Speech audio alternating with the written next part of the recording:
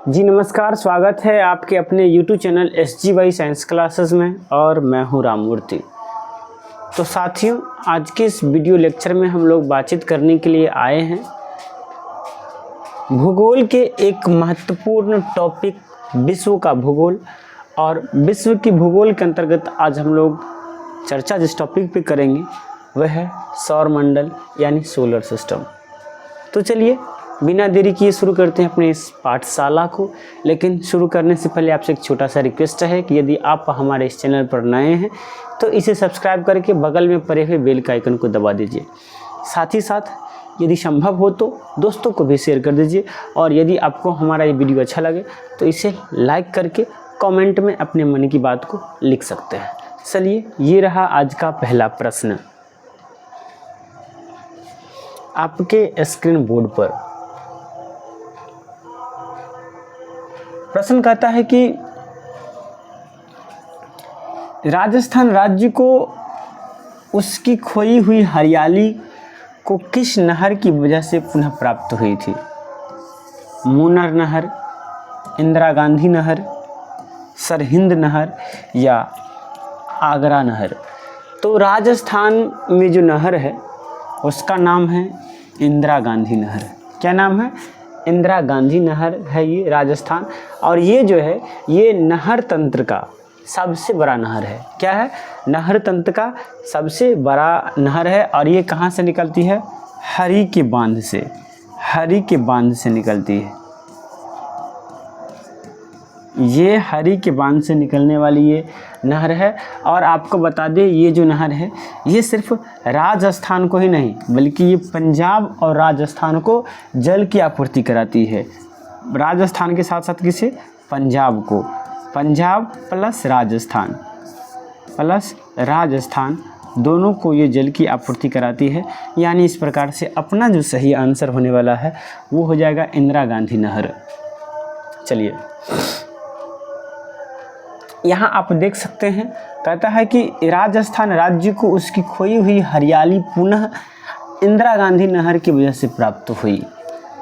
इंदिरा गांधी नहर भारत के सबसे बड़े नहर तंत्रों में से एक है। यह सतलज और ब्यास नदियों के संगम पर निर्मित हरी के बांध से निकलती है या निकली है। यह पंजाब और राजस्थान को पानी आपूर्ति करती है। किसे? पंजाब और राजस्थान को क्या आपूर्ति करती है? पानी की आपूर्ति कराती है या करती है कौन? ये इंदिरा गांधी नहर। चलिए अगले प्रश्न की ओर हम लोग चलते हैं। अगला प्रश्न ये रहा आपके स्क्रीन बोर्ड पर। आप इसे पढ़ेंगे और जवाब देंगे। कहता है कि उस निश्चित मार्ग को क्या कहा जाता है जिस पर कोई ग्रह सूर्य के चारों ओर घूमती है? बले, कक्षा, अक्ष या पथ? तो जिस पाथ पर, जिस मार्ग पर कोई ग्रह सूर्य के चारों ओर चक्कर लगाती है उसे हम लोग कक्षा कहते हैं। क्या कहते हैं? कक्षा। कक्षा को अंग्रेजी में ऑर्बिट कहा जाता है। क्या कहा जाता है? ऑर्बिट। अक्ष को अंग्रेजी में एक्सिस कहा जाता है। पाथ को अंग्रेजी में वे कहा जाता है। और यहाँ पर ये जो सही आंसर है वो ये हो जाएगा बी।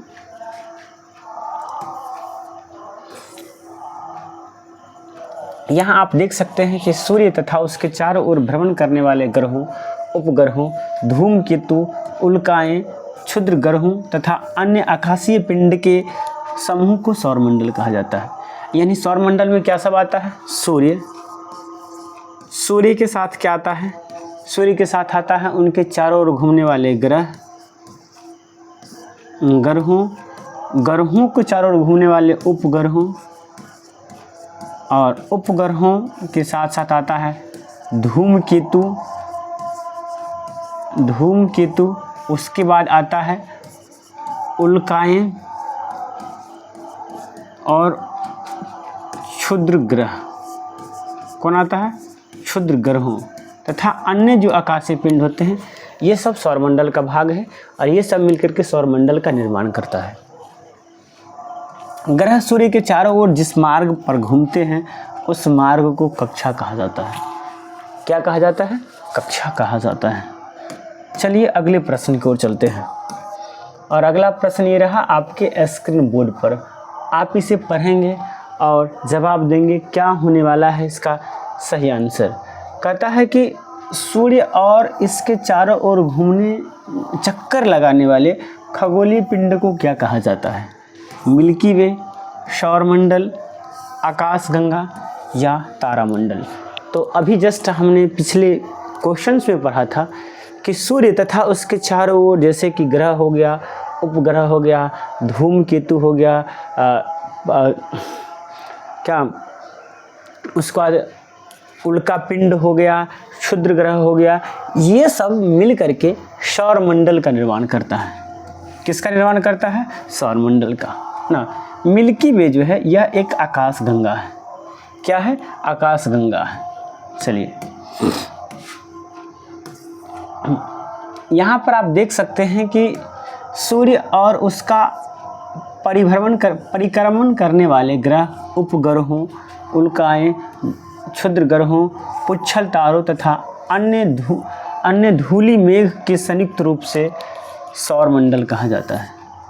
24 अगस्त 2006 को प्राग सम्मेलन के समापन के दिन यह निर्णय लिया गया कि प्लूटो अब सौरमंडल का ग्रह नहीं है तथा सौरमंडल में अब केवल 8 ही ग्रह है। कितने ग्रह है? 8 ही ग्रह है। और ये बात कब बताया गया? 24 अगस्त 2006 को। कब? 24 अगस्त 2006 को जो सम्मेलन हुआ था प्राग में, उसमें क्या किया? प्लूटो को सौरमंडल के ग्रह से क्या कर दिया गया? अलग कर दिया गया। चलिए अब हम लोग अगले प्रश्न की ओर चलते हैं। अगला प्रश्न ये रहा आपके स्क्रीन बोर्ड पर, आप इसे पढ़िए और बताइए क्या होने वाला है इसका सही आंसर। कहता है कि निम्नलिखित में से कौन सी वस्तु सूर्य के चारों ओर चक्कर लगाती है या परिक्रमा करती है? ग्रह, सैटेलाइट, तारा, आकाशगंगा या गैलेक्सी। तो सूर्य के चारों ओर चक्कर लगाने वाले को क्या कहते हैं? ग्रह कहते हैं। सैटेलाइट यानी उपग्रह, उपग्रह जो है ये ग्रह के चारों तरफ चक्कर लगाता है। किसके चारों तरफ चक्कर लगाता है? ग्रह के चारों ओर। इसके बाद तारा जो है, सूर्य एक प्रकार का तारा है, तारा में अपना प्रकाश होता है। तारा क्या है? सूर्य जो है एक प्रकार का तारा है। आकाशगंगा की बात करेंगे तो आकाशगंगा जो होता है ये ताराओं का समूह होता है। और हम लोग में जो यानी अपना जो सौरमंडल है जिस आकाशगंगा में है उसका नाम है दुग्ध मेखला। क्या नाम है? दुग्ध मेखला। दुग्ध मेखला, मिल्की वे जिसे कहते हैं। चलिए तो यहाँ पर आप देख सकते हैं कि ग्रह सूर्य के चारों ओर परिक्रमा करते हैं। अंतर्राष्ट्रीय खगोल शास्त्री संघ के अनुसार हमारे सौरमंडल में 8 ग्रह है। बुध, शुक्र, पृथ्वी, मंगल, बृहस्पति, शनि, अरुण, वरुण। इनके अतिरिक्त 3 बौने ग्रह है, सेरेस, प्लूटो और एरिस। 2006 के बाद इसे बौने ग्रह के अंतर्गत रखा गया। 2006 से पहले 24 अगस्त 2006 से पहले ये एक ग्रह था और इस प्रकार से हमारे सौरमंडल में 9 ग्रह थे। लेकिन अब प्लूटो को बौने ग्रह में रखा गया। सौरमंडल के 4 आंतरिक ग्रह बुध, शुक्र, पृथ्वी तथा और मंगल है। यानी आंतरिक भाग में कितने ग्रह हैं? 4 ग्रह, बुध, शुक्र, पृथ्वी और मंगल ग्रह है, जिन्हें स्थलीय ग्रह कहा जाता है। सौरमंडल के 4 बाह्य ग्रह है, बृहस्पति, शनि, अरुण, वरुण, जिन्हें जोविलियन ग्रह कहते हैं। कहता है कि कोपरनिकस ने 1533 में बताया कि सूर्य ब्रह्मांड के केंद्र में है और सारे ग्रह इसकी परिक्रमा करती है। ये बात किसने बताया था? कोपरनिकस ने। कब बताया था? 1530 में।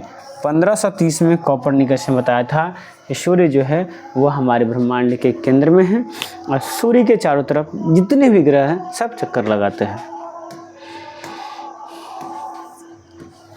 चलिए अगले प्रश्न की ओर चलते हैं और अगला प्रश्न ये रहा आपके स्क्रीन बोर्ड पर। आप इसे पढ़िए और बताइए क्या होने वाला है इसका सही आंसर। तो प्रश्न कहता है कि निम्नलिखित कथनों में से कौन सा कथन सही नहीं है।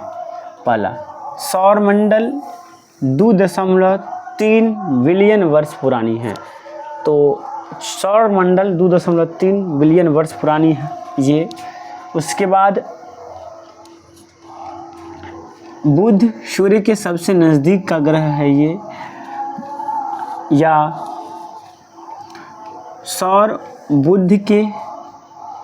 सौरमंडल में बुध ग्रह के सर्वाधिक उपग्रह है ये, या शुक्र ग्रह की कोई प्राकृतिक ग्रह नहीं है ये। तो इसमें जो गलत होगा यानी सही नहीं है वो ये, इसका ये बिलियन यानी 4.6 होना चाहिए। क्या होना चाहिए? 4.6 बिलियन होनी चाहिए।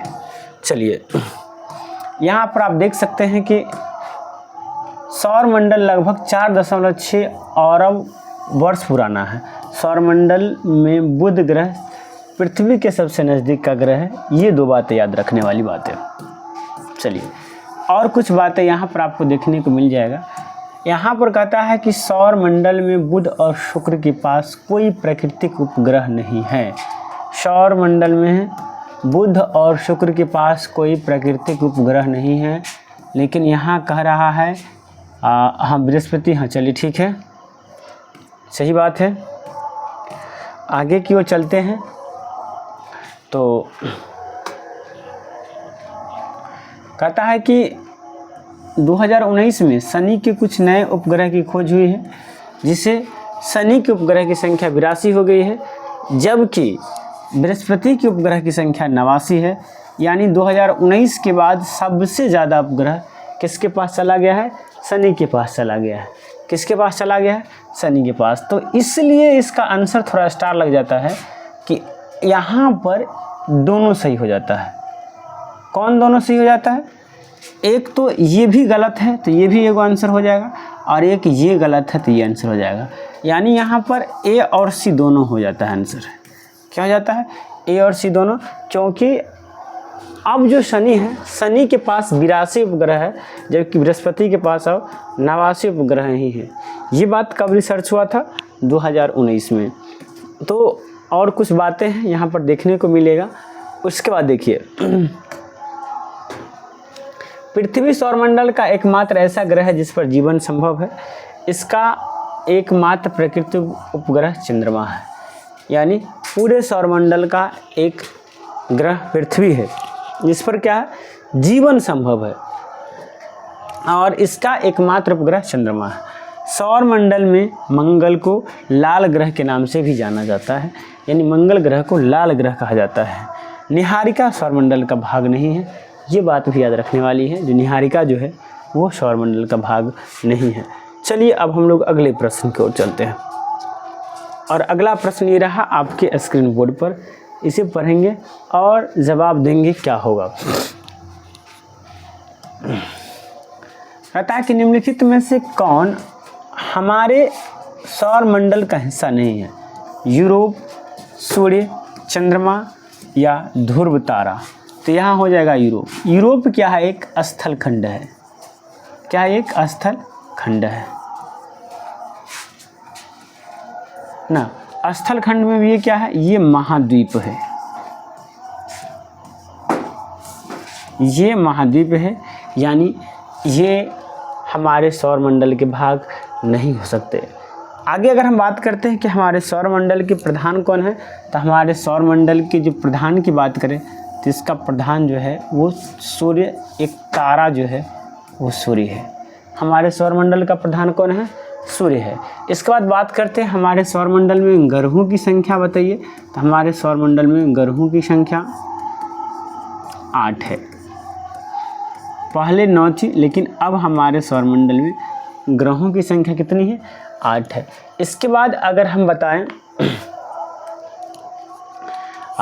इसके बाद अब हम बताएं तो हमारे सौरमंडल का एकमात्र ग्रह पृथ्वी है, जहाँ पर क्या है? जीवन संभव है। इसके बाद चलिए, ये ध्रुव तारा की बात करें तो ये ध्रुव तारा लगभग सूर्य से पृथ्वी से लगभग 390 लाइट ईयर दूर है। कितना है? 390 प्रकाश वर्ष दूरी पर स्थित है। यहाँ पर कुछ बातें आप देख सकते हैं, जैसे कि यहाँ आपको दिखाई दे रहा होगा कि हमारे सौर मंडल का प्रधान तारा क्या है? सूर्य है। यहाँ पर ये गलत दिया हुआ है, ये होना चाहिए ना, सूर्य है। हमारे सौर मंडल में 8 ग्रह हैं, अनेक उपग्रह जैसे चंद्रमा और यूरोपा है। क्षुद्र ग्रह और उल्का पिंड सम्मिलित है। ध्रुव तारा आकाश में उत्तर की ओर दिखने वाली अत्यधिक चमकीला तारा है, जो पृथ्वी से 390 प्रकाश वर्ष दूर है। चंद्रमा पृथ्वी और यूरोपा बृहस्पति का क्या है? उपग्रह है। चलिए अगले प्रश्न की ओर चलते हैं, और अगला प्रश्न ये रहा आपके स्क्रीन बोर्ड पर। इसे पढ़िए और जवाब दीजिए, क्या होने वाला है इसका सही आंसर।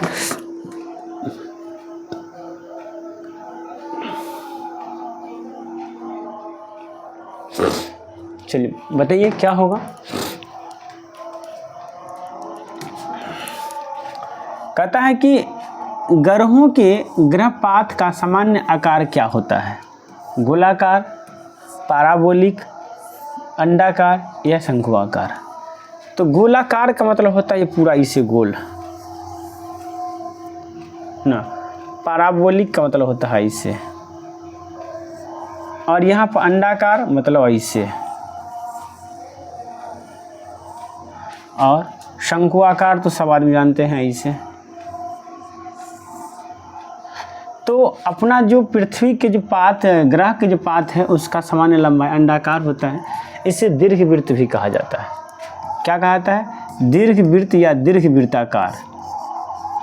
दीर्घवृत्ताकार अंग्रेजी में एलिप्टिक। क्या कहते हैं? दीर्घवृत्ताकार या अंग्रेजी में एलिप्टिक कुछ इस प्रकार से होता है। चलिए यहाँ पर आप देख सकते हैं कि ग्रह के ग्रह पाथों का सामान्य आकार अंडाकार हो, यानी एलिप्टिकल होता है।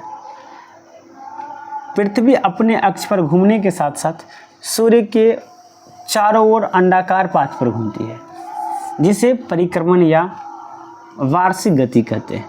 पृथ्वी के परिक्रमण गति के निम्नलिखित प्रभाव देखे जा सकते हैं, जैसे कि सूर्य की किरण का सीधा और तिरछा चमकना, कर्क और मकर रेखा का निर्धारण, ध्रुवों पर 6-6 महीने दिन और रात, उसके बाद जलवायु कटिबंधों का निर्धारण, और दिन व रात को छोटा और बड़ा होना, ये सब पृथ्वी के परिभ्रमण गति के कारण यानी वार्षिक गति के कारण ये सब संभव होता है। चलिए इस प्रश्न का जवाब आप लोग देंगे, जल्दी बताइए क्या होने वाला है इसका सही आंसर। जल्दी बताइए सब लोग। प्रश्न कहता है कि सौरमंडल का हीलियोसेंट्रिक मॉडल सर्वप्रथम किसने प्रस्तुत किया था? जोहानेस केपलर ने, गैलीलियो गैलीली ने, विलियम हर्शेल ने, या निकोलस कॉपरनिकस ने। तो ये बताने वाले थे निकोलस कॉपरनिकस। निकोलस कॉपरनिकस क्या कहा था कि सूर्य जो है, ये सूर्य ब्रह्मांड के केंद्र में है। सूर्य क्या है? ब्रह्मांड के केंद्र में है, और जितने भी ग्रह हैं सब ग्रह सूर्य के चारों ओर चक्कर लगाता है। जितने भी ग्रह हैं सब ग्रह सूर्य के चारों ओर क्या करता है? चक्कर लगाता है। और जितने भी ग्रह हैं जिस पाथ को पालन करता है वो पाथ का आकार होता है अंडाकार। ये सारी बातें कौन बताया था? सबसे पहले निकोलस कॉपरनिकस। ये कब बताए थे? 1530 में। ये भी याद रखने वाली बात है। चलिए यहाँ पर आप देख सकते हैं कि सौर मंडल का सूर्य केंद्रीय सिद्धांत यानी हेलियोसेंट्रिक मॉडल सर्वप्रथम निकोलस कॉपरनिकस द्वारा प्रस्तुत किया गया था। निकोलस कॉपरनिकस को आधुनिक खगोल विज्ञान का संस्थापक माना जाता है। उन्होंने ही सबसे पहले कहा था कि सूर्य ब्रह्मांड के केंद्र में है और पृथ्वी सहित सभी ग्रह सूर्य का चक्कर लगाते हैं। क्या लगाते हैं? सूर्य का चक्कर लगाते हैं। चलिए अगले प्रश्न की ओर हम लोग चलते हैं और अगला प्रश्न ये रहा आपके स्क्रीन बोर्ड पर। इसे पढ़िए और बताइए क्या होने वाला है इसका सही आंसर। कहता है कि हमारा सौरमंडल किस गैलेक्सी का एक हिस्सा है? बोडस, एंड्रोमीडा, आकाशगंगा या ट्राइएंगुलम। तो ये सही हो जाएगा आकाशगंगा। क्या हो जाएगा? आकाशगंगा। अपना सौरमंडल आकाशगंगा का एक भाग है, यानी सी इज़ द राइट आंसर। यहाँ आप देख सकते हैं, कहता है कि आकाशगंगा, मिल्की वे, क्षीर मार्ग या मंदाकिनी हमारी गैलेक्सी को कहते हैं। हमारी गैलेक्सी क्या नाम है? आकाशगंगा, मिल्की वे, क्षीर मार्ग या मंदाकिनी, जिसमें पृथ्वी और हमारा सौरमंडल स्थित है। आकाशगंगा आकृति में एक सर्पिल यानी स्पाइरल गैलेक्सी है, जिसमें एक बड़ा केंद्र है और उससे निकलती हुई वक्र भुजाएं हैं।